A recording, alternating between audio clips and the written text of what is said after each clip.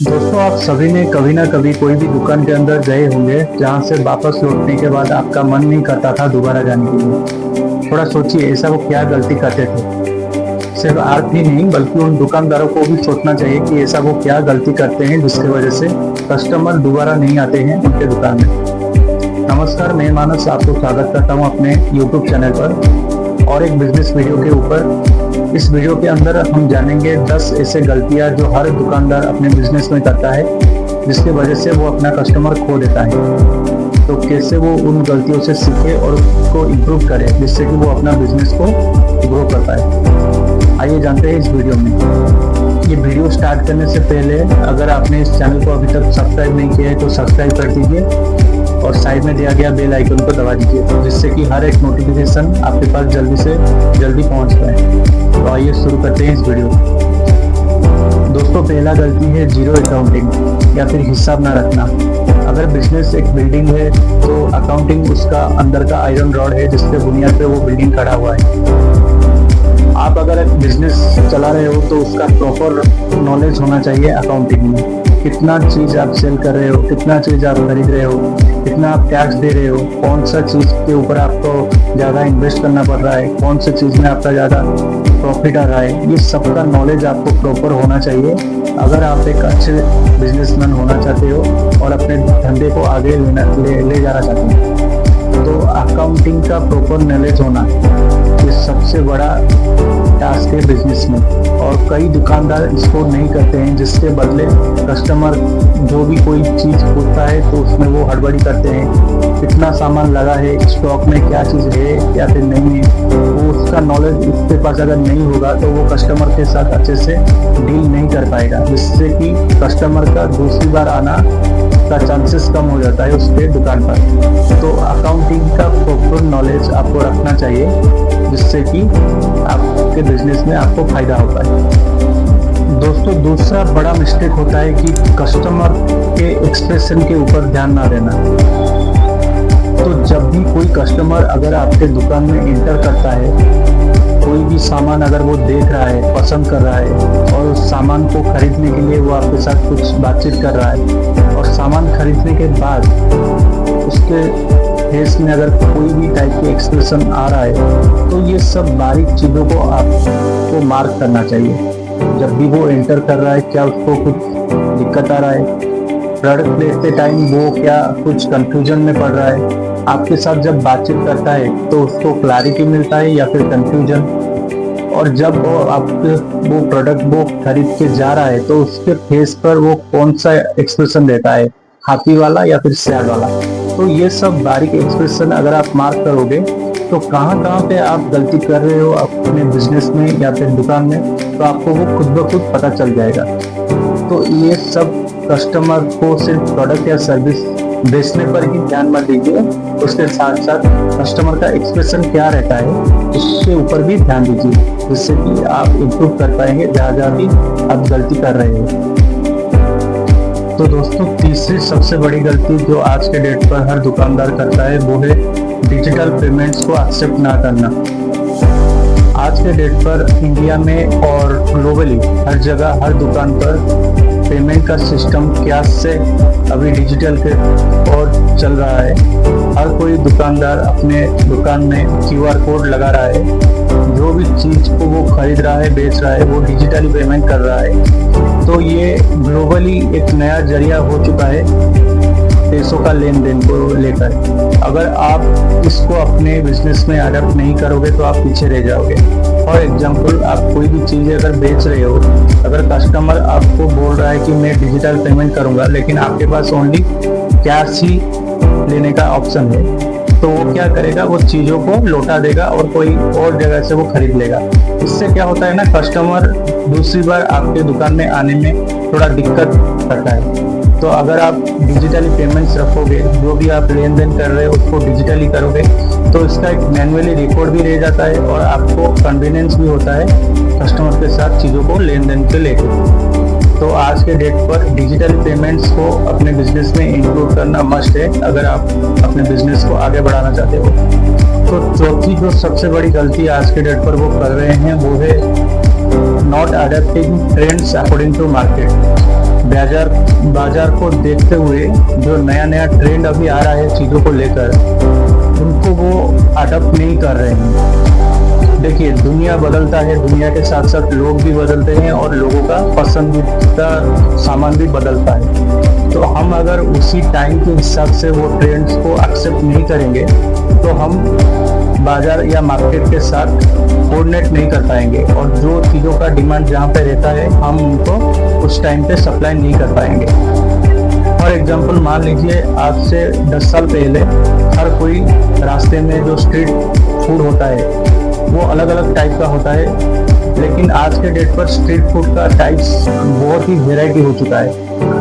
पिछले 5 या 7 साल से पहले आप देखे होंगे कि मोमोज का दुकान कहीं पर भी नहीं था, लेकिन आज इंडिया में हर देश में, हर स्टेट के, हर जिले के, हर गली के अंदर भी आपको मोमोज के दुकान देखने को मिलते हैं। और इसका कोई गारंटी नहीं है कि 5 साल के बाद भी मोमो का दुकान हर जगह पे मिला होगा। उस वक्त कोई और भी स्ट्रीट फूड नया आ चुका होगा जिसका लोग पसंद कर चुके होंगे और उसका भी डिमांड हर जगह हो चुका होगा। तो आपको समय के साथ साथ ट्रेंड्स को एक्सेप्ट करना चाहिए। इस साल अभी क्या चल रहा है, आने वाले 2-3 साल के बाद कौन सा चीज़ों का ट्रेंड ज़्यादा बढ़ने वाला है, तो इस हिसाब से हमको माइंडसेट करना चाहिए अपने बिजनेस को अगर आगे ग्रो करने के लिए। और इससे कस्टमर्स का भी फुटफॉल ज़्यादा बढ़ता है अगर आप ट्रेंड के हिसाब से उनके चीज़ों आप अगर सप्लाई करते हो तो 5वां मिस्टेक जो हर दुकानदार करता है वो है चीज़ों के ऊपर प्राइस टैग ना लिखना। दुकानदार क्या करते हैं कि वो अलग अलग लोगों को मार्क करके चीज़ों का प्राइस अलग अलग बताते हैं, लेकिन कई बार क्या होता है, एक ही कस्टमर अगर दोबारा आ जाता है तो वही प्राइस जो उसने पिछले बार सुना था उसका प्राइस अब डबल हो जाता है या फिर कुछ बढ़ जाता है, तो वो उसको लेकर कंप्लेन करता है कि हाँ, ये दुकानदार मुझे फ्रॉड कर रहा है, चीज़ों का दाम पहले कुछ बता रहा था, अभी 2 दिन के अंदर और कुछ बता रहा है। तो इससे क्या होता है, पब्लिक में आपका जो प्रोडक्ट को लेके थोड़ा ट्रस्ट इशू रहता है। अगर आप उसी प्रोडक्ट के ऊपर एक प्राइस टैग करोगे और सबके लिए वो सेम रहेगा तो ऑटोमेटिकली लोगों के अंदर वो प्रोडक्ट के बारे में बातचीत करने के टाइम आपके लिए एक ट्रस्ट बिल्ड हो पाएगा कि हाँ, इस प्रोडक्ट का प्राइस ये है। तो ऑटोमेटिकली एक ट्रस्ट फैक्टर बिल्ड होता है आपके प्रोडक्ट या सर्विस के ऊपर। नहीं तो ट्रस्ट इशू की वजह से आपका कस्टमर का आने का चांसेस कम हो जाता है।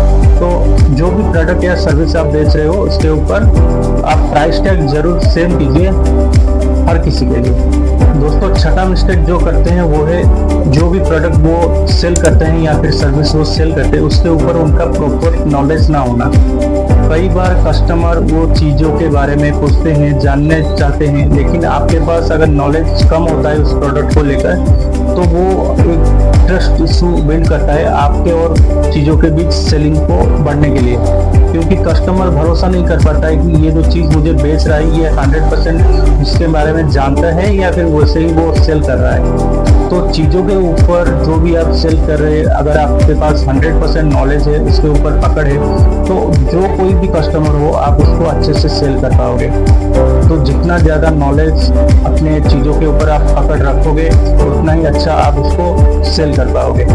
तो नॉलेज रखना अपने चीज़ों के लिए मस्ट है।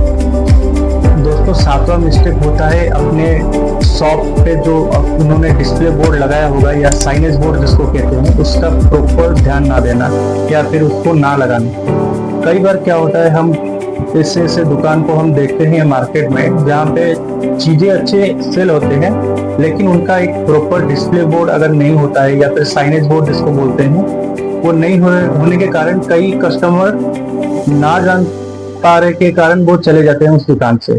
लेकिन आपका एक अगर प्रॉपर डिस्प्ले बोर्ड होगा जिसको साइनेज बोर्ड बोलते हैं, तो वो डिस्प्ले बोर्ड के देखने से ही ऐसे कस्टमर जो आपके चीज़ों के बारे में नहीं भी जानते हैं वो भी चले आते हैं, जिससे कि आपका दुकान के अंदर कस्टमर का फुटफॉल ज़्यादा बढ़ता है। तो हमेशा अपने शॉप में जितना भी छोटा सा छोटा शॉप हो या फिर बड़ा सा बड़ा, अपने डिस्प्ले बोर्ड को अच्छे से डिजाइन कीजिए, उसको अच्छे तरीके से लगाइए, जैसे कि हर कस्टमर आपके वो डिस्प्ले बोर्ड को देखकर ही जानता है कि आप क्या चीज़ें सेल कर पा रहे हो। और उसके साथ साथ लाइटिंग, जब भी कस्टमर कोई आता है वो डिस्प्ले बोर्ड में लाइटिंग कितना अच्छा सा यूज हो रहा है, दुकान के आगे लाइटिंग का कितना अच्छा आ रहा है, दुकान के अंदर लाइटिंग कितना अच्छे से लग रहा है, उससे क्या होता है ना, जो भी प्रोडक्ट आप चीजें सेल कर रहे हैं उसके ऊपर अगर अच्छे से लाइटिंग अगर पड़ रहा होगा, कस्टमर और भी ज्यादा अट्रैक्ट हो जाता है। या फिर वो लाइटिंग के ही कारण वो शॉप में ऐसे ही चला आता है कि चलो घूम के आते हैं, तो घूम के आते के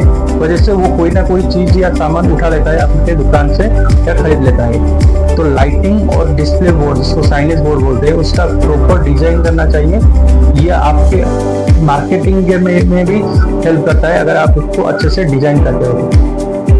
दोस्तों, आठवां मिस्टेक वो करते हैं कि अपने दुकान का एक प्रॉपर शेड्यूल मेंटेन नहीं करते हैं। कोई कोई दिन वो सुबह जल्दी दुकान खोल देते हैं और कोई कोई दिन वो लेट में दुकान खोलते हैं। कई कई दिन जिस दिन मार्केट में थोड़ा भीड़ रहता है तो रात के 11-12 बजे तक दुकान खुला रहता है। अगर कोई दिन अगर थोड़ा मार्केट में इतना लोग नहीं है तो वो जल्दी दुकान बंद कर देते हैं। तो इससे नहीं करना चाहिए। हम जो भी फील्ड में हैं, जो कोई भी धंधा कर रहे हैं या बिजनेस कर रहे हैं या फिर कोई भी प्रोफेशन में है, उसका एक प्रॉपर रूटीन होना मैंडेटरी है। या फिर day to day daily basis पे हम जो भी एक प्रॉपर शेड्यूल कर रहे हैं उसका एक डिसिप्लिन मेंटेन होना जरूरी है।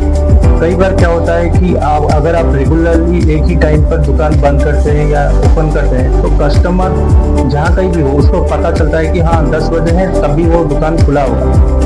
लेकिन कई कई दिन अगर आप वो कस्टमर उसी भरोसे पे आता है, अगर आप उस दिन जल्दी दुकान बंद कर दिए होगे तो वो बोलता है कि इसका क्या है, एक दिन खोल देता है उसके अगले दिन खोल बंद कर देता है। तो एक प्रॉपर शेड्यूल होने से कस्टमर के मन में आपके लिए एक इमेज बन जाता है कि इसका दुकान इस टाइम पे ओपन होता है और इस टाइम पे बंद होता है। तो वो जहाँ कहीं भी होगा, अगर वो उस टाइम पे उसको चीज़ों का रिक्वायरमेंट रहेगा तो वो जान पाएगा कि हाँ इसका दुकान खुला होगा तो चले जाइए उसके पास।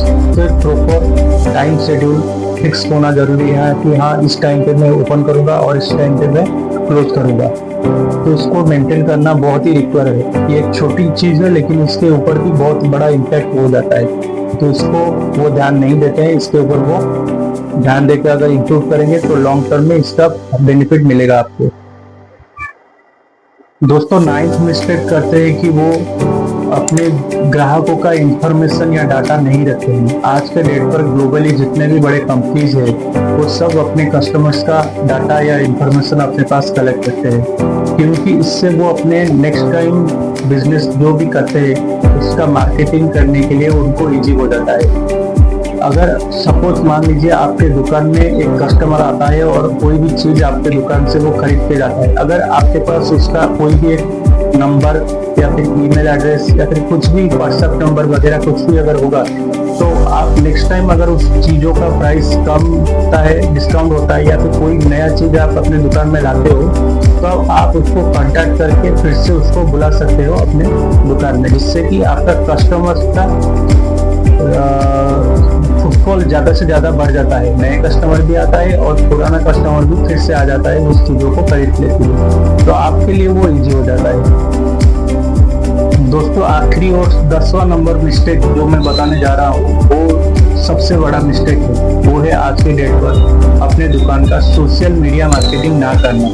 पिछले 9 मिस्टेक्स जो मैंने अभी बताए हैं 1 से लेकर 9 तक, आप कुछ मत कीजिए। अगर आप इसको ही कर लीजिएगा सोशल मीडिया मार्केटिंग, तो आपको बाकी जो भी फैक्टर मैंने बताए हैं, जो जो आप मिस्टेक कर रहे हो उसका कोई भी वैल्यू नहीं रह जाता है। क्योंकि आज के डेट पर छोटे से चाय दुकान से लेकर बड़े से बड़े ज्वेलरी दुकान तक हर कोई अपना सोशल मीडिया पे मार्केटिंग कर रहा है। जो भी बड़े बड़े कंटेंट क्रिएटर अभी ऑनलाइन जो कौन से प्लेटफॉर्म पे भी है उनके साथ वो कोलैबोरेट कर रहे हैं, अपनी दुकान का ब्रांडिंग करके एडवर्टाइज कर रहे हैं, जिससे कि कस्टमर ज़्यादा से ज़्यादा आ जाते हैं। भले ही उनके पास बाकी सब वो मिस्टेक अभी भी चल रहा होगा।